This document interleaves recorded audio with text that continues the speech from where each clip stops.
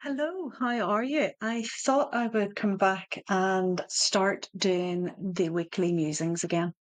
It's been a while, I know, and I had fully intended to do these live today. However, a few things are just going on in the house and it wouldn't really just work for me to go live today. So today you're getting a recording, but from next week I will be live every Monday once again with our weekly musings and thoughts for the week.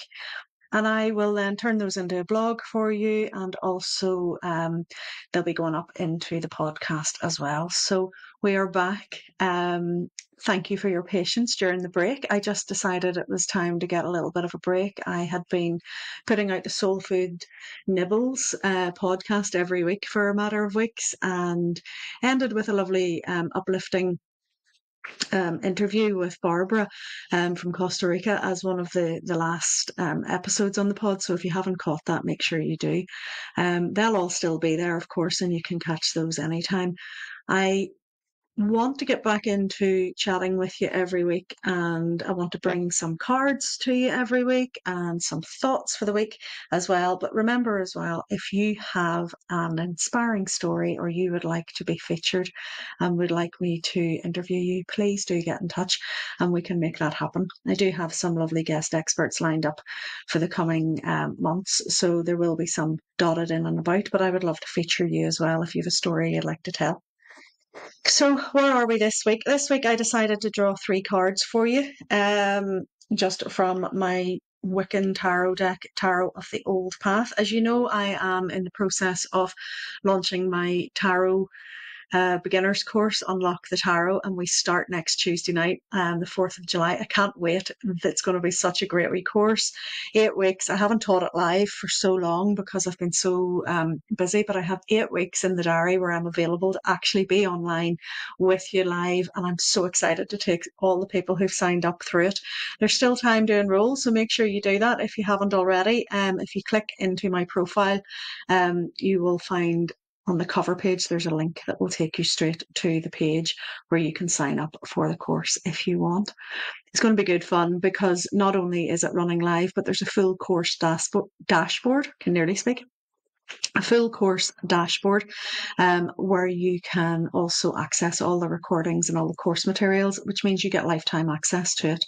And then as I change anything, I will update it in there as well. So it's definitely worth getting hold of. If you're already a member of Soul Food Circle, don't worry about it because you guys have already got access as well, you know.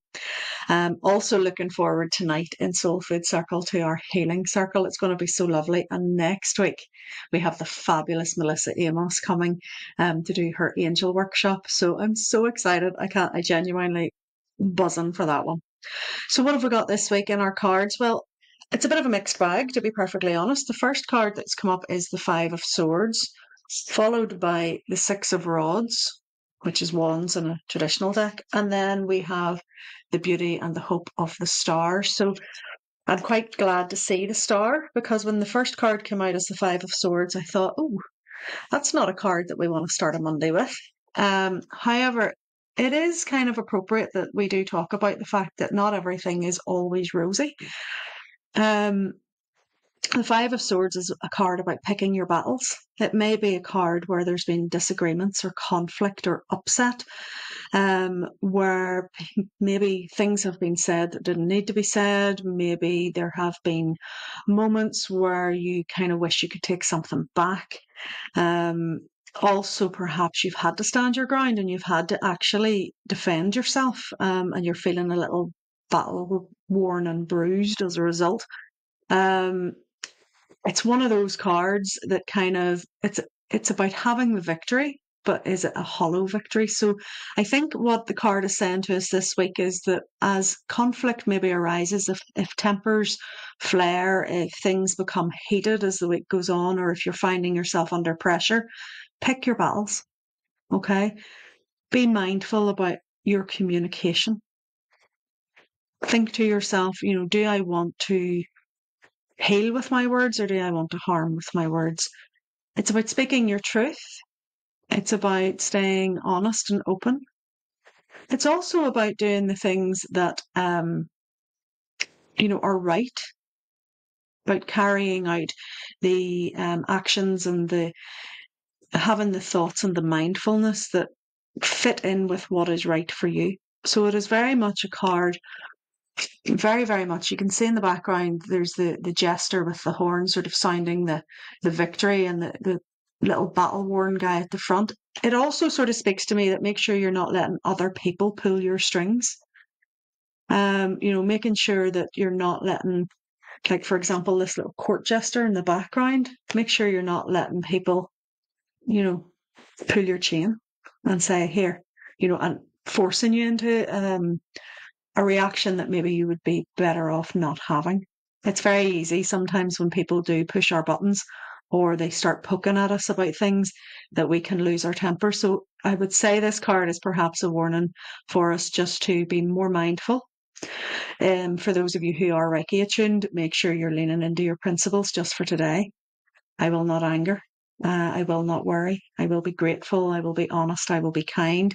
Leaning into those principles, that is what's going to make a massive amount of difference. I'm also really excited this week that my Reiki Master course starts on Saturday.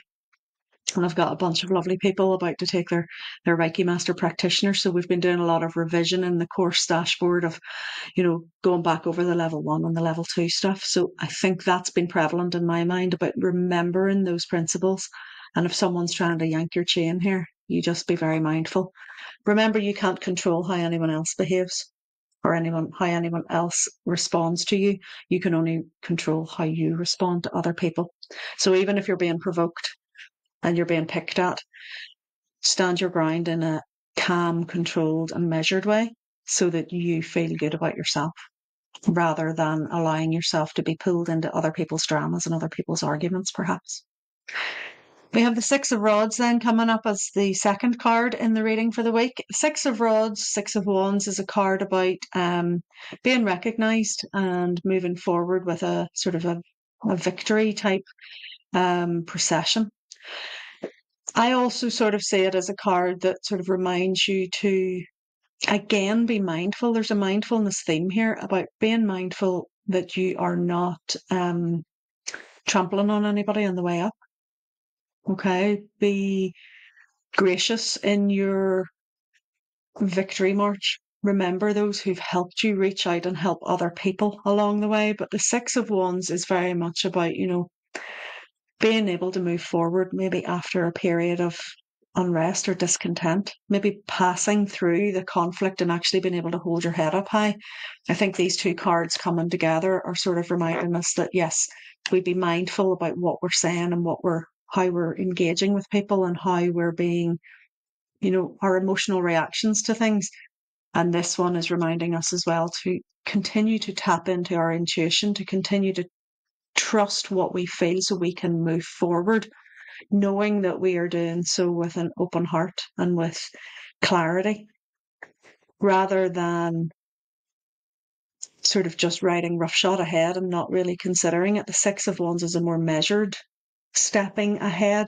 It's stepping ahead in a way that, yes, you're being maybe recognized for your efforts and people are starting to come to you and say, listen, do you know what, you've done a really good job. And it's about accepting that recognition, about taking that pat on the back. Quite often we're not able to do that, and allowing yourself to receive the compliments that come your way. So make sure that you are being proud of your achievements and the things that you've done. It's funny, actually, at the weekend in Soul Food Circle, we were talking about imposter syndrome. And we were talking about how that disconnect perhaps between your internal life, your personal life and your professional life, or the way that people see you publicly. If there's a disconnect there, it can lead to imposter syndrome. It can lead to you feeling inauthentic in some way. And I think perhaps these two cards coming up this week are mirroring that conversation, that it's like, imagine your life was to be on full show. Is there anywhere in your life where you would be ashamed, that you wouldn't want people to know about that? Is there a disconnect between what you're portraying outwardly than what's going on inwardly? And this is not to say that you have to air all your dirty linen in public, absolutely not. But it's about being measured and mindful in your approach to life so that you are the same person publicly as you are privately. And whenever you can do that, it really does help you move forward with a sense of purpose and with a sense of going, it's actually okay. I am proud of where I've come from. I'm proud of what I've done. I'm proud of how I'm handling myself. I am happy to stand in my own power and move forward with grace. And then we have the beautiful star. And the star card reminds us that there's always hope, even whenever things seem difficult, even whenever you're maybe having a rough time, there's always hope. The star card is about the spirituality. It's about laying yourself bare and being vulnerable. It's about tapping into the deep intuitive wisdom within you, looking up to the stars, seeking that guidance, balancing the emotions, navigating your path using your spiritual tools, whether that's through Reiki, whether it's through mindfulness and meditation, whether it's through simply getting out in nature and walking, whether it's through just being near the water and putting your feet in the sea as you paddle, or whether it's maybe tapping into tarot cards, journaling. There's so many different tools at your disposal. And the star reminds us that, our emotions, our energy in motion, we are able to tap into them and feel through them and process, but we're also then able to allow ourselves to see, what is this trying to teach me? So whenever things are maybe difficult and you're maybe thinking, oh, why is this happening to me? Reframe it and think, what's this trying to teach me? The star reminds you as well, there's all these beautiful stars around a central one, so it's about balancing your energy. What brings you to a place of peace and contentment? What makes you happy? Let me know in the comments of this video, what does bring you peace? What brings you contentment? What helps you find yourself whenever things are tough? And where do you find your hope? And then we've got the little sort of navigation tool at the bottom saying, navigate with the stars, lean into the cosmic energy. If you don't already follow Elizabeth Peru, I would urge you to do so. She drops some amazing cosmic energy guidance every week in her tip off. And I personally love checking in with it every day to see what's happening on a cosmic scale.